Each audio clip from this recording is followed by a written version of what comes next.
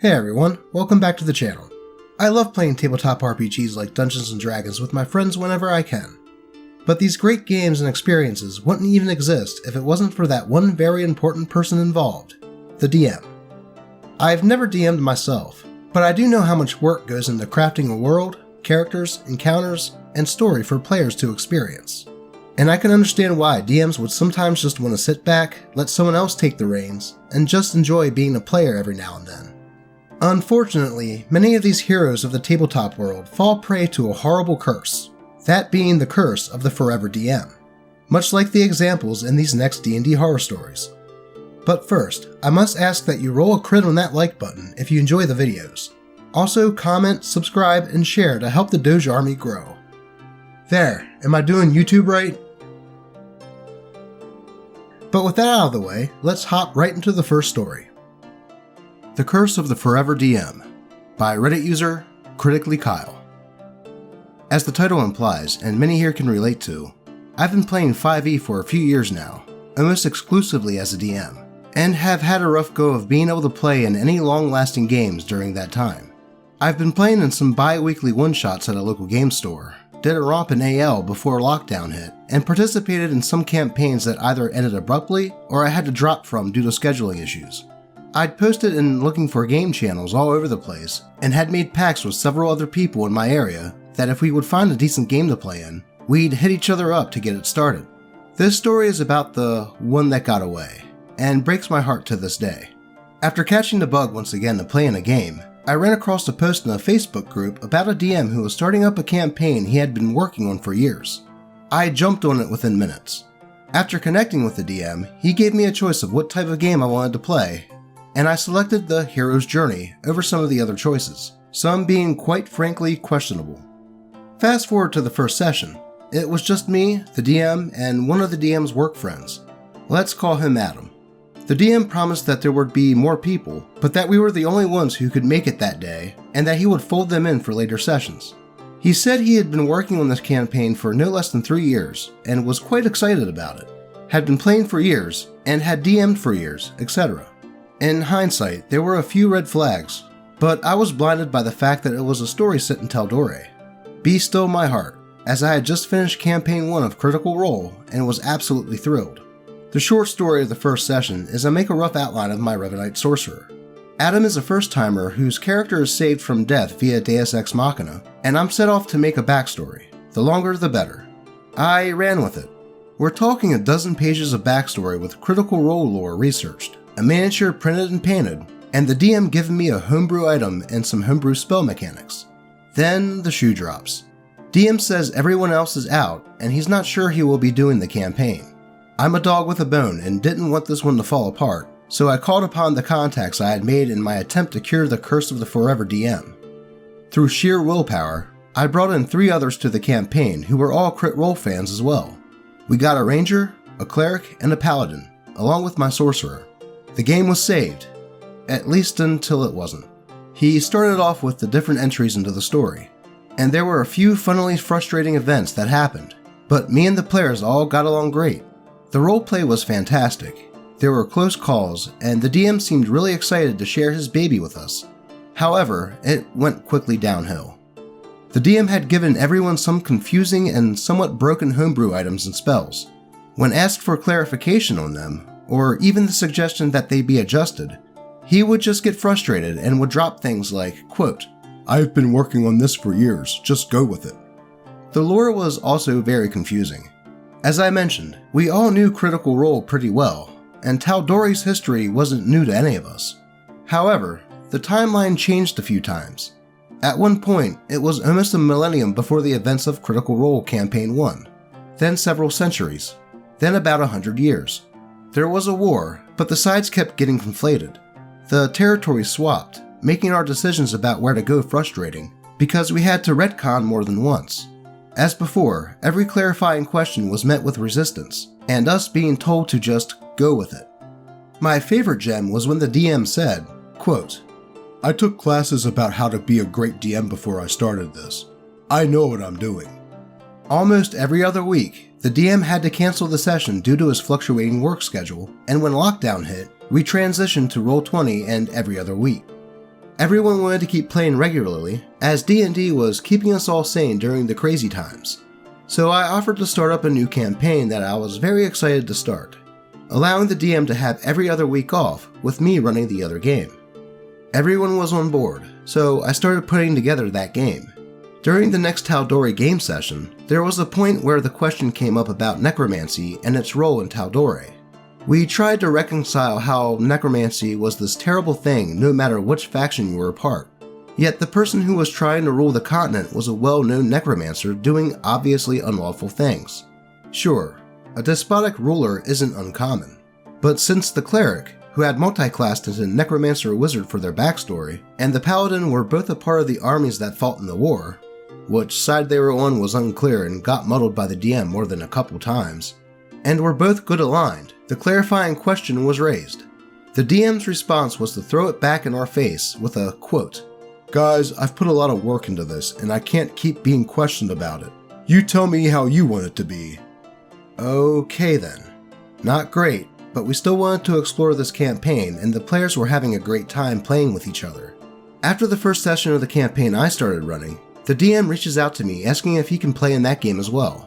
I hesitated since his DM style wasn't exactly my favorite, and his history of canceling last minute also wasn't one I wanted to deal with. But I told him sure, go ahead and put together a character for our second session. Backstory can be fleshed out over time if you need it, but there's a big moment in the next session that I can fit your character into that will really set the tone for this Greek epic campaign. Long story short, he bailed an hour before the session. The final straw of the story comes during the last session. The DM has the paladin almost arrested for assault, disturbing the peace, and public indecency. This was shocking to the paladin, as they are for sure a neutral good character.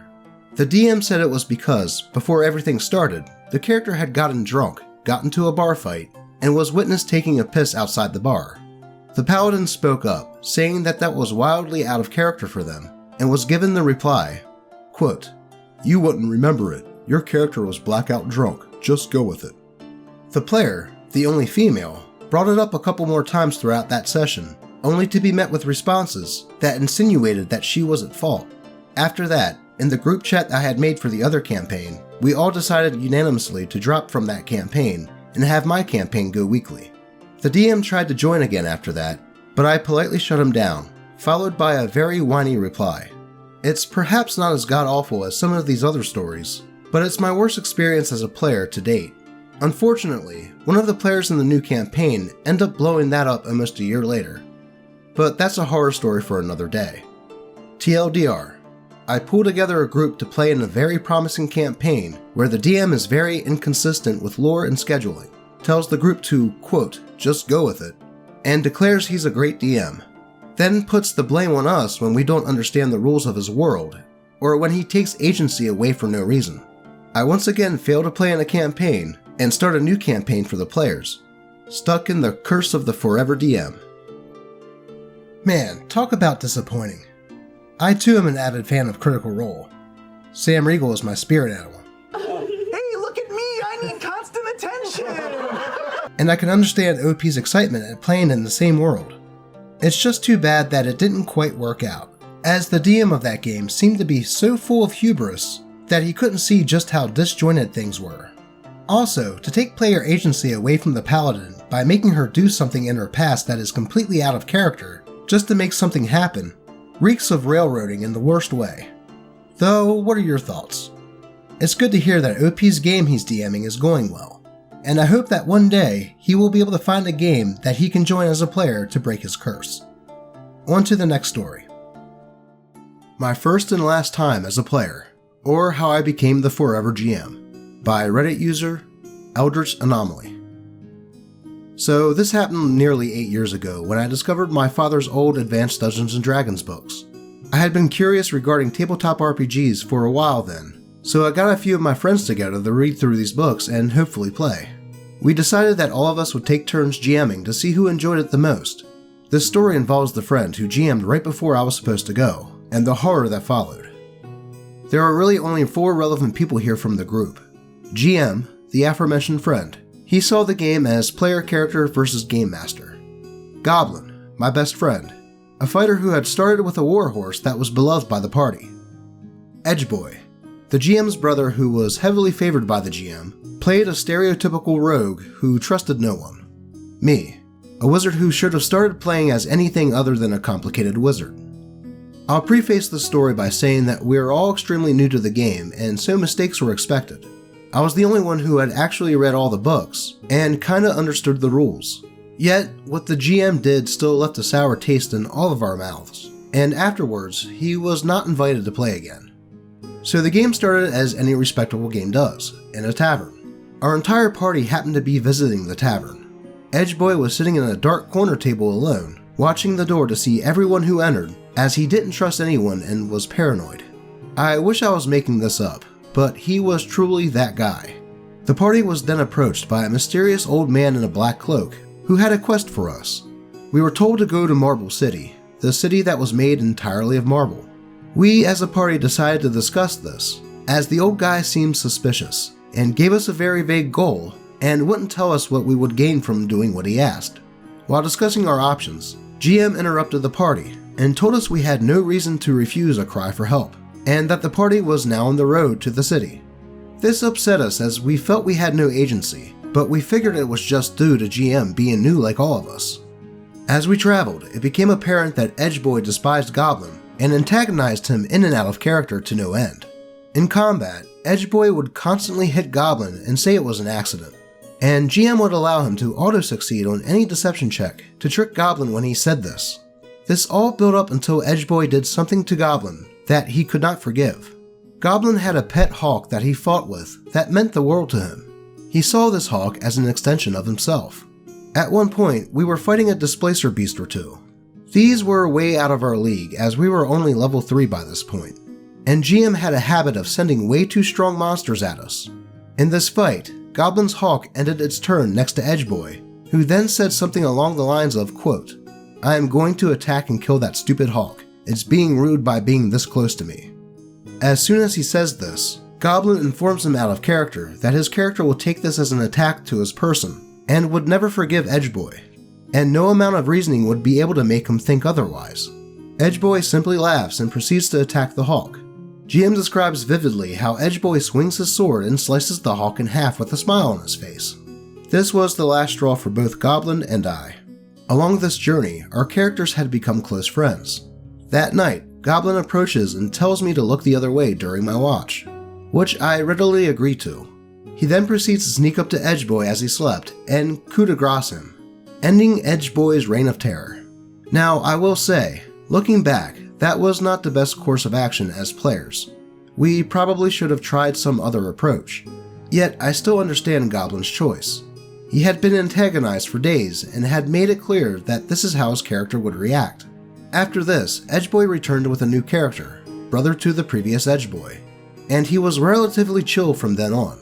GM, on the other hand, did not like this. We soon arrived to Marble City, the graveyard of this campaign. We arrived to see the entire city completely on fire, under some kind of attack.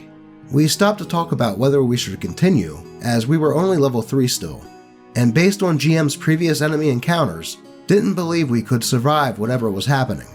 We decided that we had to at least try to help and move forward. We said we entered the city, and as we did, GM smiled and said, quote, "You should have investigated first. There's actually a giant hole in your path and you walked right into it." Which is utter bullshit. Our characters would have seen this, but he didn't listen to that. The party awoke at the bottom of the hole, to find the beloved warhorse dead from the fall, which upset everyone. We seemed to be in a cave and decided to continue on as we couldn't climb up the hole. We came to a large cavern, and standing in the middle was none other than the old man that sent us here. We readied our weapons, as we still didn't trust him, and he removed his cloak, revealing that he was actually a mother frickin' lich. Reminder, we're only level 3 by now. No way in hell we can fight a lich, and we say so. To which GM smiles and says that's not all. He proceeds to describe the lich casting a spell to summon a demon. Not any demon though. This lich then summons 3 of the demon lords to fight us as well. Not 1, but 3. Needless to say, but we do not make it out of there alive.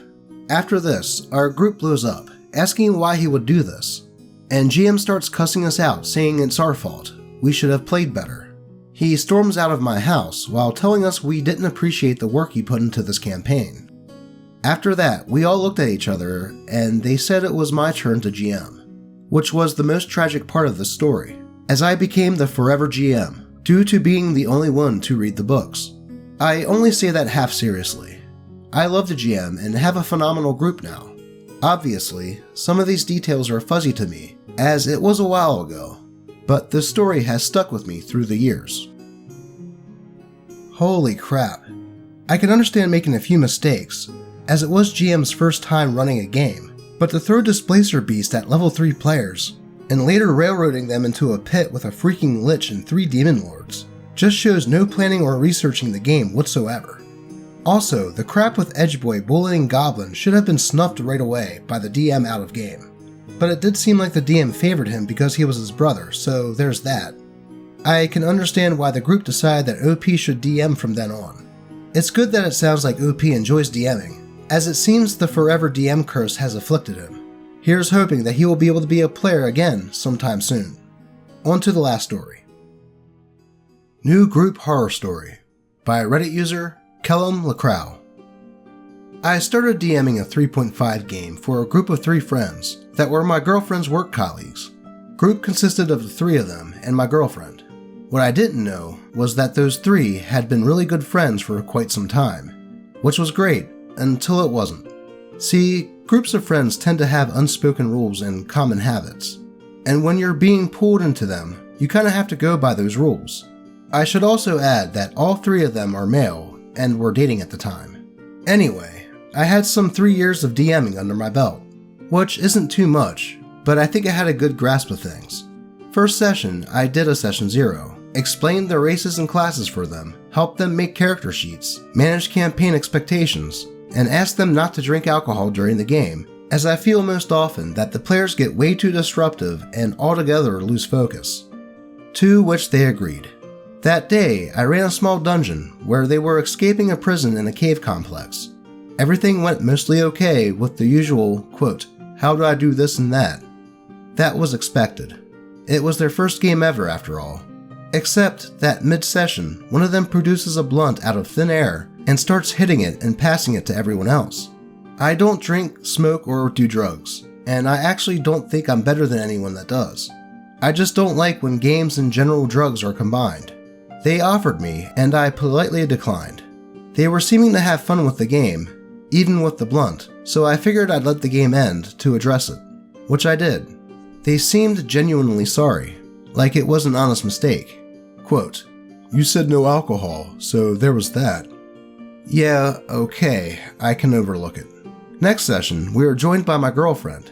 Game starts off actually great, except that, again, mid-session, the same dude produces yet another blunt and they start hitting it. When all 3 of them hit it once, I address it in the moment.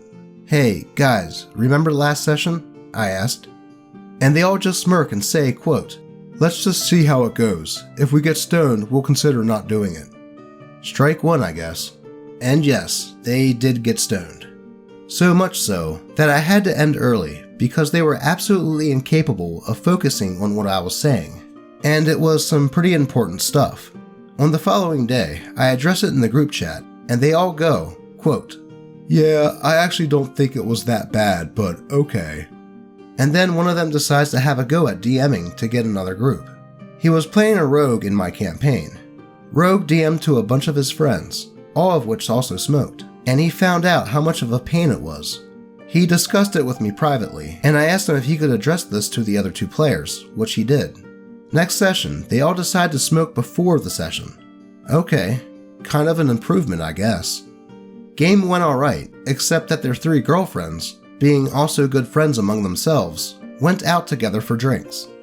They arrived when the session was getting to the climax, and one of them just blurted out to her boyfriend, quote, "Are you done? Can we fuck now?" To which the others just laughed, including boyfriends, and then they all proceeded to mock the game. Because how could a bunch of near 30-year-olds still be playing with toys and fantasizing? Boyfriends/players just laughed, and I decided to end the session and leave as fast as I could. Strike 2. The following day, they say they're sorry by the way their girlfriends acted, and say it won't happen again. I'm skeptical, but okay. Next 2 or 3 sessions went mostly okay, except at that point it was session 6 or 7 and they were still asking how to make attack rolls. I had given them handouts with most of the relevant rules for each character that they didn't even bother reading at the table, let alone in between sessions. And their girlfriends attacked again.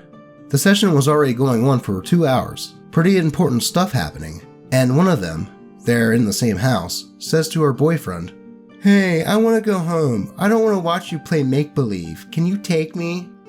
Player asks for a break. I give him benefit of the doubt. He says he'll be back in a few. He goes and just doesn't come back. I end the session and go home. And then I find out that this was all a ruse elaborated by their girlfriends so they could have their fun without us, me and my girlfriend, and the game. My players were also oblivious, but eventually they all went over to that girlfriend's house and seemed to be okay just hanging out there. I canceled the campaign and haven't heard from them since. Man, talk about disrespect.